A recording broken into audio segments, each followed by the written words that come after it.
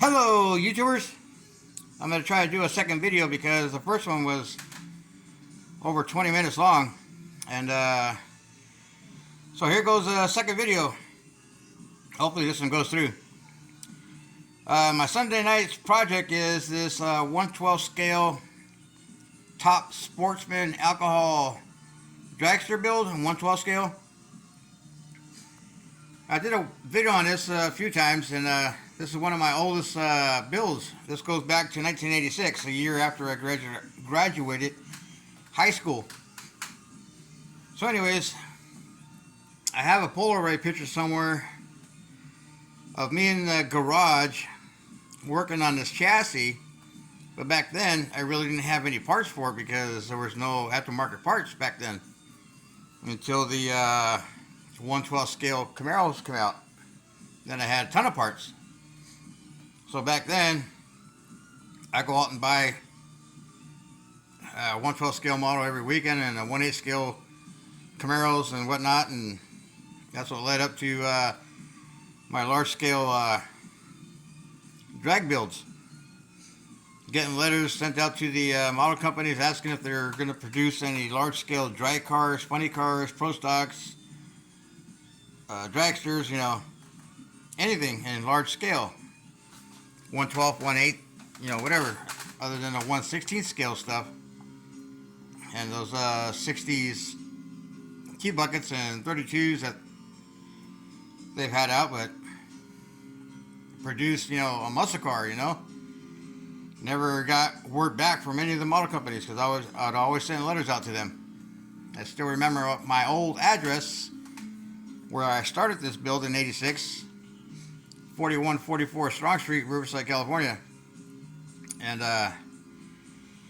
yeah, so this is my oldest project, guys, you know, from 1986 till 2025. You know, here I'm getting ready. I'm doing some detailing on it. Interior stuff. I got to build a fuel cell for it. I got a brake lever made for it. I got a gas pedal made for it. I got the gauges in there, but I got to get those wired up, and I got to make a tachometer for it, or a parachute lever. I got to do the parachutes. I just did the rear oil sump, or overflow sump, whatever you want to call it. Excuse me, I burped. Just got done eating dinner a little while ago, and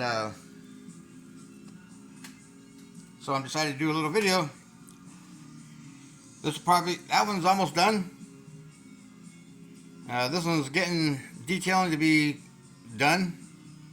Then while I'm messing with this, I started messing around with the body for the D50 Coca-Cola truck, and messing around with the 1/16 scale, and decided to do a rubber can paint job on the Dodge D50 because I don't want to mix up any automotive paint to spray the little D50 and automotive clear, because it's a 4-to-1 ratio on the clear, and then I have to clean out my paint gun, and it's just a big headache. So the paint laid down nice, guys. The paint laid down awesome, but Rust-Oleum high gloss clear, that's where the issue started out with. I kind of had an issue with this because this body here, this is all rattle can paint job. Rust-Oleum flat yellow, flat red, silver, matte black, and automotive clear. I got some issues on that that I'll do another video on, and of course it's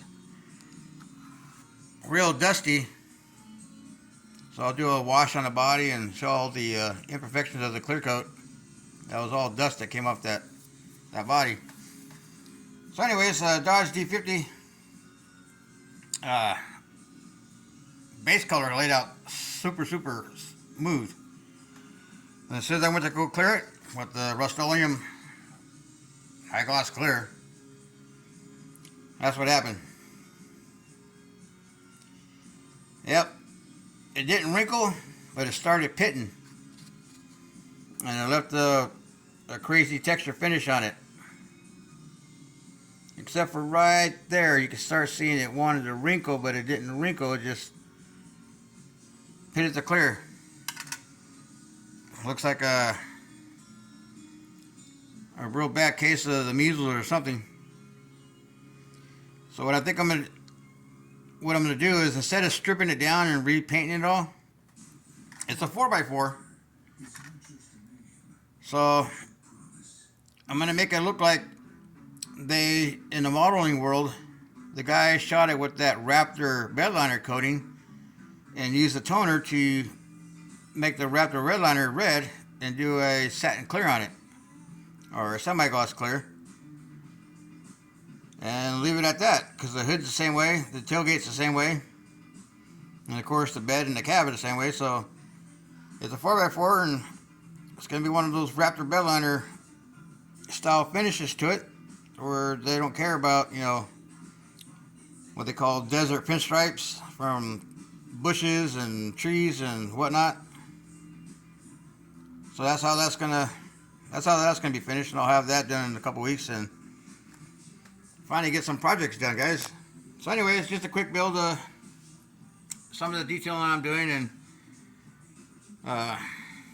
kind of a crazy weekend with all the rains that we had Thursday and Friday, and having vehicle issues and replacing a fuel pump in our vehicle and not being a fuel pump, and come to find out it's an inline fuse that shorted out. Whoever worked on the van before I got it, they instead of putting a fuse in there, they just put this piece of wire, copper wire, something with aluminum foil, and it burned up, and it made it sound like it was the fuel pump. So dropping the tank, put the fuel pump in there, and then finding out later it wasn't the fuel pump, it was this inline fuse that was intermittent. It left me stranded. And I was supposed to be doing some side work on an El Camino, and the guy left me high and dry because now the price is too high, and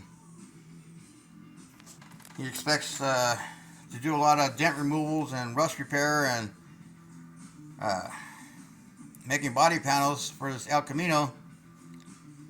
It's like a 1979, 80, 81 El Camino, where it's got the little side window behind the driver's window, and to him it's a hot rod because it's got a built 350 in it, and they were doing some welding on a rear end, putting a back half in it to make it look like a Pro Street, welding the wheel tubs to the quarters of the bed, or the back half,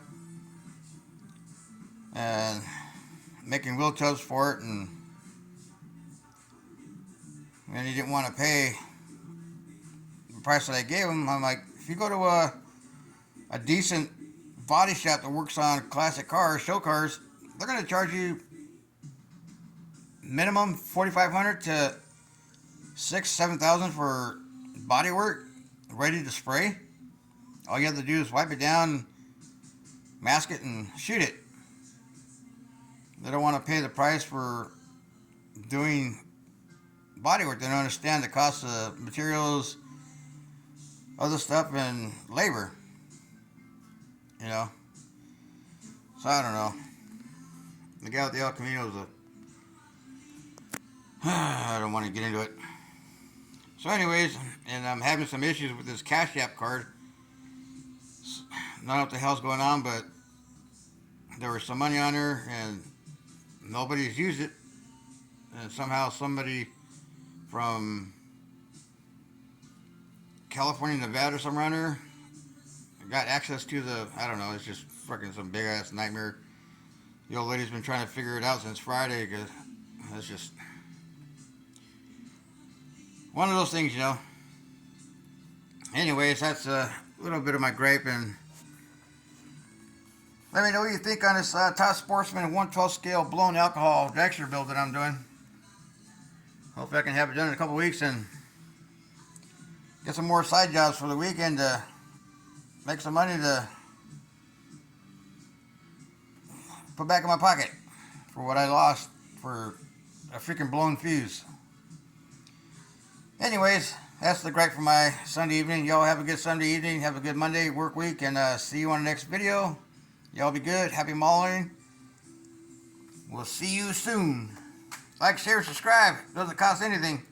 Tell a friend, neighbor, uncle, brother, sister, whoever. Y'all be good. Happy mauling, everybody.